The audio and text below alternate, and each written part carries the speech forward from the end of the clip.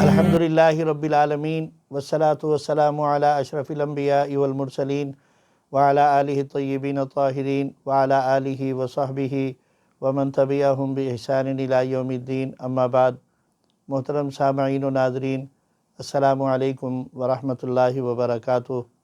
پچھلے پروگرام میں ہم نے وضو کا مکمل مسنون طریقہ بتایا تھا کہ کس طریقے سے مسنون طریقے سے مکمل وضو کیا جاتا ہے۔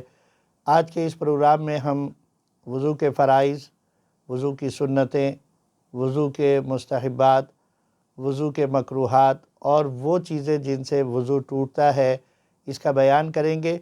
اللہ تعالیٰ سے دعا کرتے ہیں کہ اللہ تعالیٰ ہمیں کامل وضو کرنے والے لوگوں میں شامل فرمائے اور ہمارے وضو کے اندر جو نواقص ہیں اور جو کمیاں ہیں اللہ رب العزت اسے دور کرنے کی ہم کو توفیق عطا فرمائے۔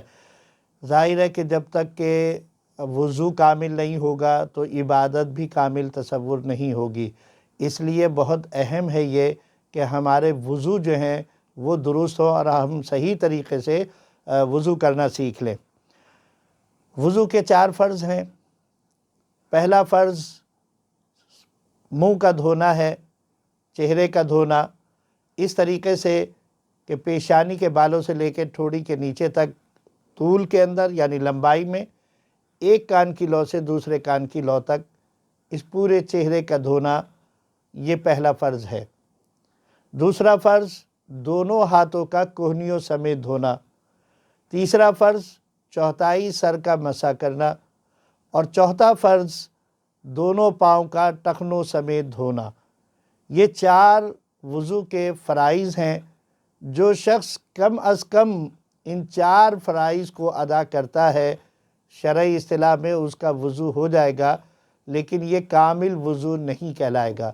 کامل وضو کا طریقہ وہی ہے جو ہم نے پچھلے پروگرام میں بیان کیا، سنتوں کے ساتھ پورے طریقے سے اہتمام کر کے وضو کرنا کامل وضو کہلاتا ہے۔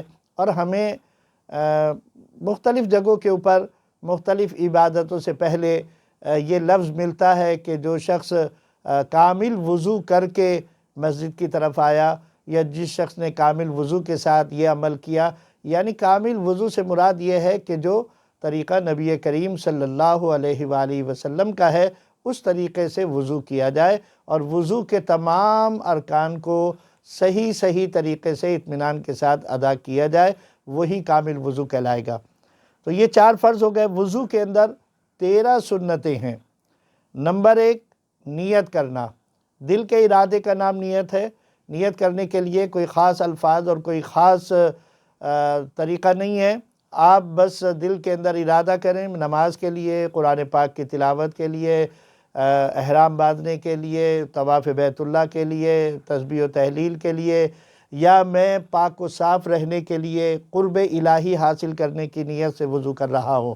الغرض کسی بھی نیت کے ساتھ آپ وضو کر سکتے ہیں، اور باوضو رہنا بہت بڑی سعادت کی بات ہے۔ اس کا ہم وضو کی فضیلت اور اہمیت کے اوپر ہم اس میں یہ بیان کر چکے ہیں۔ دوسری چیز بسم اللہ الرحمن الرحیم کا پڑھنا ہے، یہ بھی سنت ہے۔ تیسری چیز دونوں ہاتھ گٹوں تک دھونا ہے۔ چوتھی چیز مسواک کرنا ہے۔ پانچویں چیز کلی کرنا ہے۔ چھٹی چیز ناک میں پانی ڈالنا ہے۔ ساتویں چیز داڑھی کا خلال کرنا ہے۔ آٹھویں چیز ہاتھوں میں انگلیوں کا خلال کرنا ہے، یہ جو ہاتھوں کی انگلیاں ہیں ان کا خلال کرنا ہے۔ 9ویں چیز ہر عضو کو 3 بار دھونا۔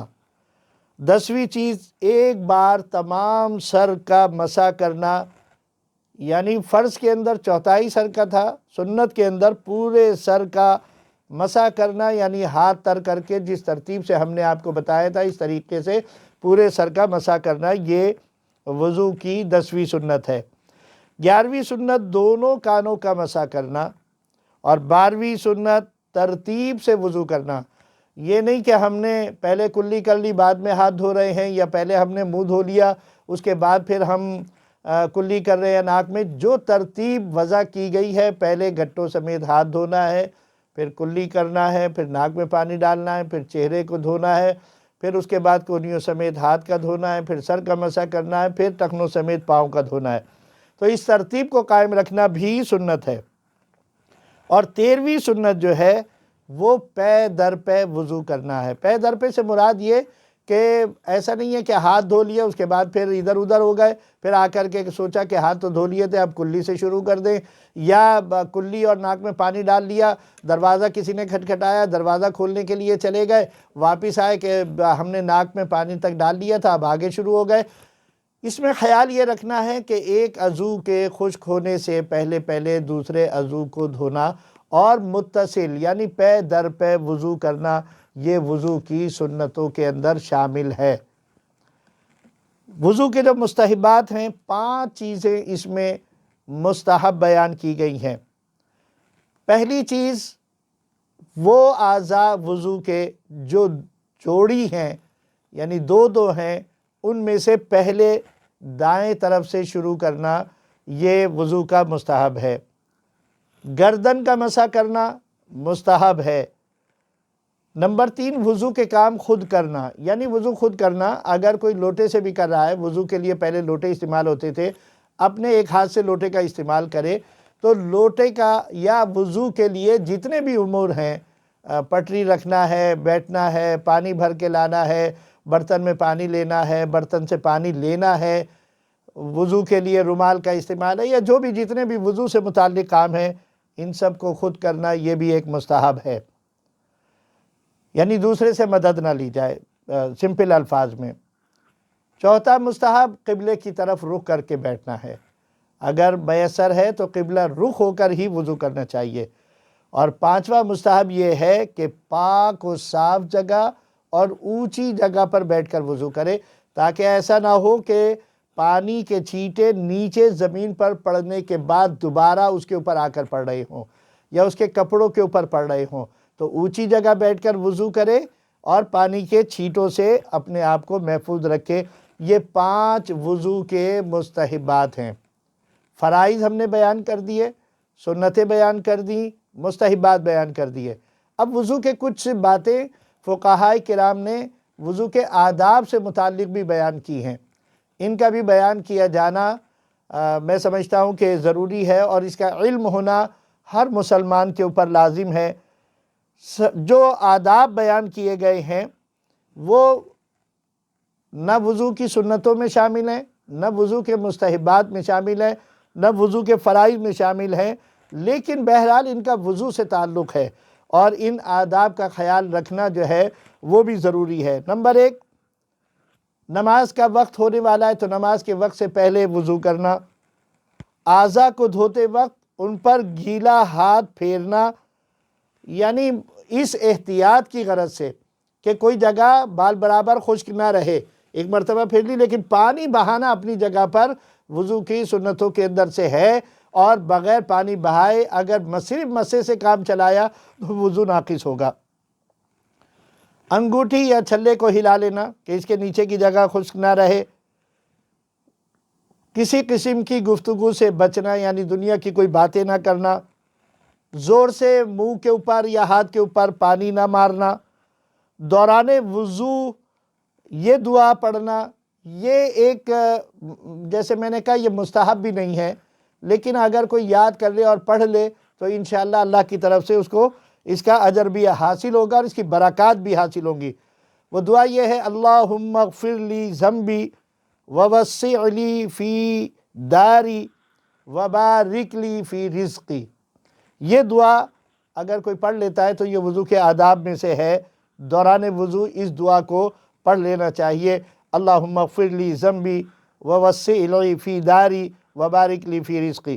وضو کے بعد درود شریف پڑھنا، وضو کے بعد کلمہ شہادت اور یہ دعا پڑھنا۔ کلمہ شہادت یعنی چوتھا کلمہ ہم نے آپ کو بتایا تھا، چوتھا کلمہ پڑھ لینا جو ہے باعث اجر ہے، لا الہ الا اللہ وحدہ لا شریک لہ، لہ الملک ولہ الحمد یحیی ویمیت وہو حی لا یموت ابدا ابدا ذو الجلال والاکرام بیدہ الخیر وہو علی کل شیء قدیر۔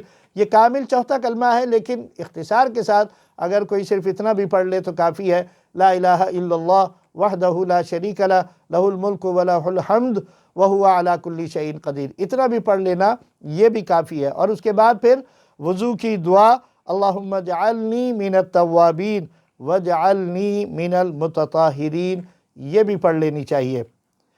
اس کے بعد اگر کسی برتن سے وضو کر رہے ہیں اور وہ برتن ظاہر ہے کہ وضو کا پانی میں اگر مستعمل ہو رہا ہے تو وہ اس قابل ہوگا جس پانی سے وضو کیا جا سکتا ہو، وہ پانی پیا بھی جا سکتا ہے اور استعمال میں بھی لایا جا سکتا ہے، تو وضو سے جو بچا ہوا پانی ہے کھڑے ہو کر اس کو پینا۔ یاد رکھیے یہ فرائض، سنن اور مستحبات میں سے نہیں ہے، اگر نہیں ہے ایسی بات تو اس سے وضو کے اوپر، اس کی قابلیت کے اوپر کوئی فرق نہیں پڑے گا۔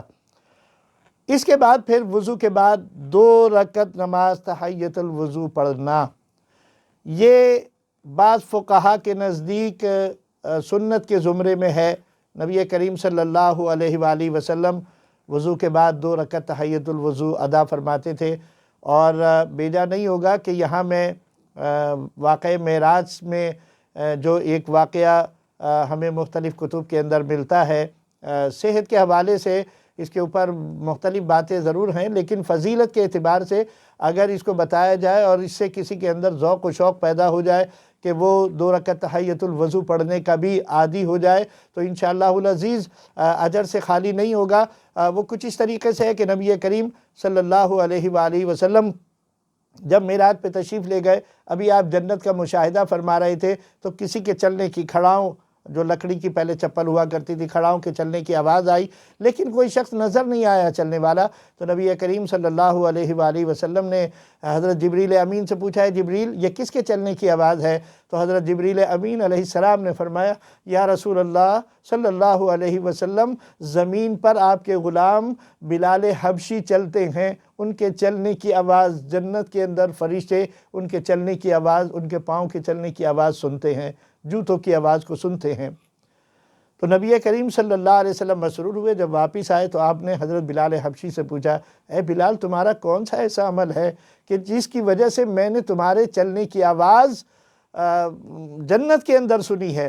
تو حضرت بلال حبشی رضی اللہ تعالیٰ عنہ فرمانے لگے، یا رسول اللہ صلی اللہ علیہ وسلم، میرا کوئی عمل آپ سے پوشیدہ نہیں ہے، کوئی خاص عمل نہیں ہے، ہاں اگر ہو سکتا ہے تو شاید یہ ہو کہ میں ہمیشہ باب وضو رہتا ہوں، اور جب میں وضو کرتا ہوں تو 2 رکعت تحیۃ الوضو ضرور پڑھتا ہوں۔ نبی کریم صلی اللہ علیہ وآلہ وسلم نے فرمایا، اے بلال تمہارا یہی عمل ایسا ہے جس کی بنا پر جنت کے اندر فرشتے زمین پر تمہارے چلنے کی آواز کو، تمہارے جوتوں کی آواز کو جنت کے اندر سنتے ہیں۔ اللہ کریم ہم سب کو ان باتوں کے اوپر عمل کرنے کی توفیق عطا فرمائے۔ تو یہ وضو کے فرائض، سنن، مستحبات اور اس کے آداب سے متعلق بیان ہو گیا۔ اب ہم بیان کرتے ہیں وضو کے مکروہات، یعنی جن چیزوں سے ایک کامل وضو کے اندر کراہیت پیدا ہو جاتی ہے، وہ کیا کیا چیزیں ہیں؟ پہلی چیز ناپاک جگہ پر وضو کرنا، دوسری چیز سیدھے ہاتھ سے ناک کا صاف کرنا، تیسری چیز وضو کرتے وقت دنیا کی باتیں کرنا، چوتھی چیز ضرورت سے زیادہ پانی استعمال کرنا، پانچویں چیز کسی عضو کو 3 مرتبہ سے زائد دھونا۔ دیکھیں اسراف کی اتنی اہمیت ہے کہ 2 باتیں ایک ہی چیز کے حوالے سے 2 انداز سے بیان کی گئی۔ پانی کا زائد خرچ کرنا یہ بھی مکروہ ہے، اور 3 مرتبہ سے زیادہ دھوئیں گے تو لازمی بات ہے کہ پانی زیادہ استعمال ہو رہا ہے، اس لیے 3 مرتبہ سے زائد دھونے کو بھی وضو کے مکروہات کے اندر شامل کیا گیا ہے۔ چھٹی چیز چہرہ دھوتے وقت پانی کا چھینٹا زور سے منہ پر مارنا، ایسے کر کے مارنا، پانی آرام سے چہرے کے اوپر پھرنا چاہیے، یہ بھی وضو کا مکروہ قرار دیا گیا ہے۔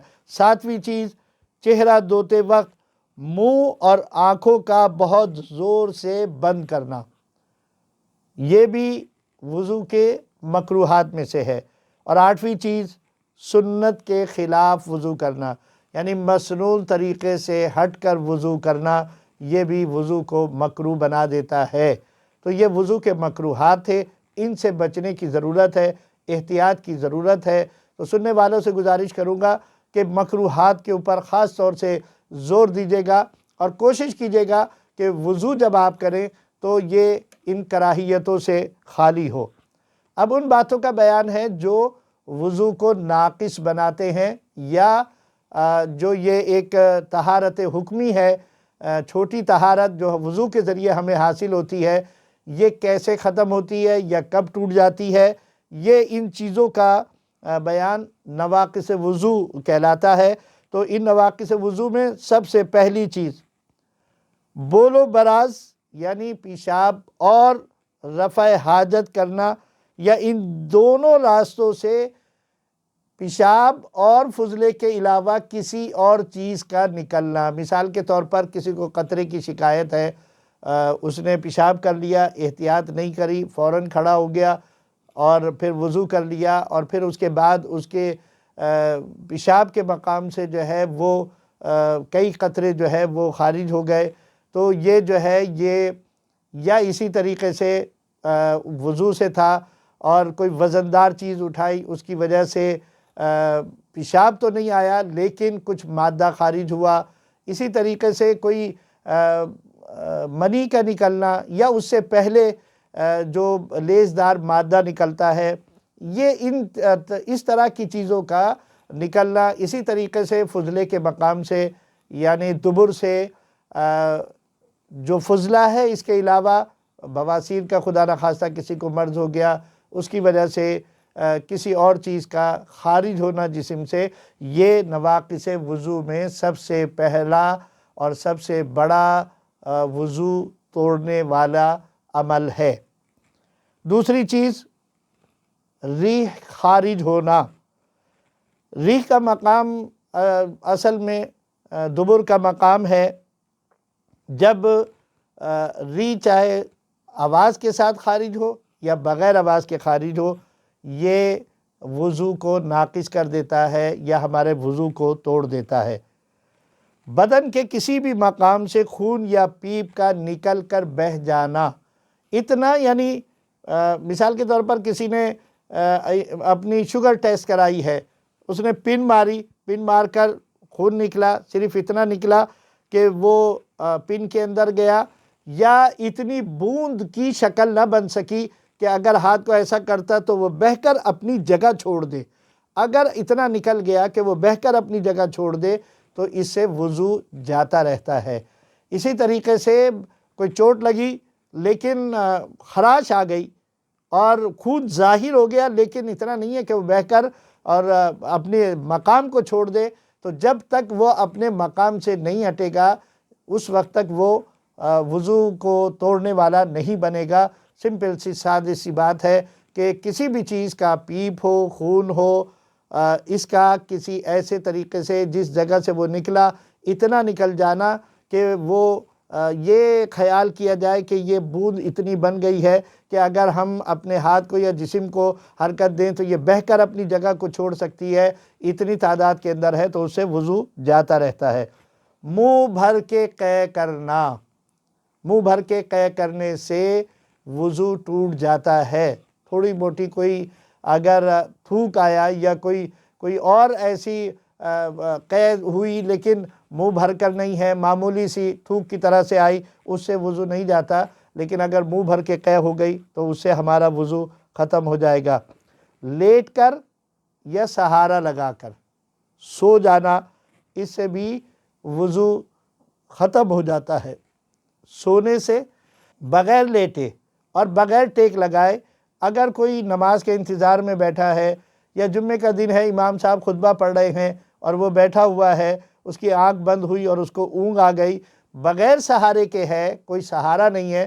آج کل مسجدوں کے اندر بھی ایسے مصلے آ گئے ہیں کہ اس کی ایک سائیڈ جو ہے وہ کمر کے سہارے کے طور پر استعمال ہوتی ہے، اسے کھڑا کر لیں، اگر تو وہ اس سے سہارا لگا کر بیٹھا ہے تو پھر اس کا وضو گیا، اب اسے وہاں سے اٹھ کر جانا چاہیے، نیا وضو کرنا چاہیے۔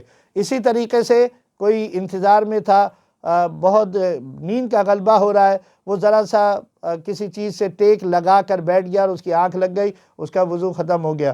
کوئی لیٹ گیا، نماز کے انتظار میں تھا، لیٹ گیا، انتظار میں ہے کہ سوؤں گا نہیں، لیکن اپنی نیند پر قادر نہیں ہوا اور اس کی آنکھ لگ گئی اور وہ سو گیا، تو اب اس کا وضو نہیں رہا، اس لیے لیٹ کر یا سہارا لگا کر سونے سے وضو ٹوٹ جاتا ہے۔ اسی طرح بیماری یا کسی اور وجہ سے بے ہوشی ہو گئی، ایک سونا ہے ایک بے ہوشی ہے، اس بے ہوشی سے بھی وضو جو ہے وہ ختم ہو جاتا ہے۔ اسی طریقے سے کوئی ٹھیک تھا لیکن اس کو اچانک کوئی دورہ پڑا، دیوانے پن کا کوئی دورہ پڑ گیا، کوئی مرگی کا دورہ پڑ گیا یا کوئی اور دورہ پڑ گیا، اس طریقے کے دورے پڑنے سے بھی وضو جو ہے وہ جاتا رہتا ہے اور وضو ختم ہو جاتا ہے۔ اسی طرح ایک بات کا خیال رکھیں، عموماً جوانی اور نوجوانی کے اندر قدم رکھنے والے بچے اس بات کے اوپر خاص طور سے توجہ دیں کہ وہ نماز کے اندر صف میں کھڑے ہوئے ہوتے ہیں، ہم عمر ہوتے ہیں، ایک دوسرے کو کونیاں مار رہے ہیں، ایک دوسرے کو اشارے کر رہے ہیں، اور پھر ایک دوسرے کی کسی حرکت کے اوپر بے اختیار ان کی ہنسی نکل جاتی ہے۔ تو اس طریقے سے جس میں ذرا سی بھی ہنسنے میں آواز پیدا ہو جائے، قہقہا مار کر ہنسنا جسے کہتے ہیں، اگر ایسی کوئی صورت ہوگی تو اس سے بھی وضو جو ہے وہ ٹوٹ جاتا ہے، اور یہ بھی نواقص وضو کے اندر آتا ہے۔ تو آج ہم نے وضو کے فرائض، وضو کی سنتیں، وضو کے مستحبات، وضو کے آداب، وضو کے مکروہات اور نواقص وضو کا تعارف حاصل کیا۔ اللہ سے دعا کریں کہ اللہ تعالی ہمیں کامل طریقے سے وضو کرنے کی توفیق عطا فرمائے۔ وما توفیق الا باللہ وما علینا الا البلاغ المبین۔ والسلام علیکم ورحمۃ اللہ وبرکاتہ۔